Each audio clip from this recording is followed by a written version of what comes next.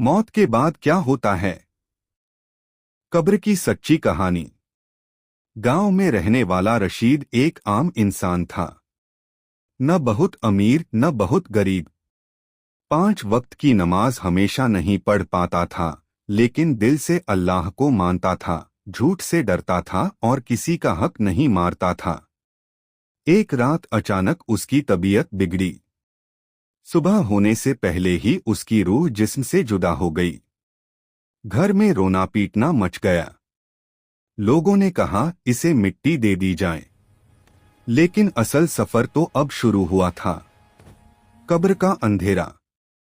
जैसे ही रशीद को कब्र में उतारा गया और लोग लौट गए, कब्र का अंधेरा गहरा हो गया। अचानक जमीन हिली। 2 डरावनी लेकिन हक की आवाजें आईं। ये थे मुनकर और नकीर। उनकी आवाज दिल चीर देने वाली थी। पहला सवाल, तुम्हारा रब कौन है?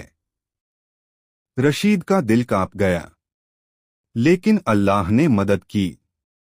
उसकी जुबान से निकला, मेरा रब अल्लाह है। कब्र में थोड़ी रोशनी फैल गई। दूसरा सवाल, तुम्हारा दीन क्या है?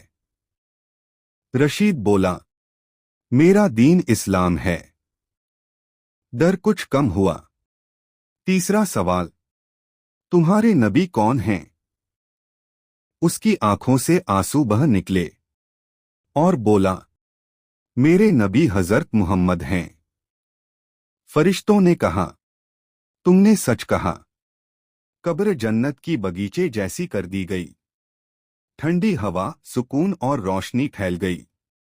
दूर से जन्नत की खुशबू आने लगी। फरिश्तों ने कहा, अब क़यामत तक आराम करो।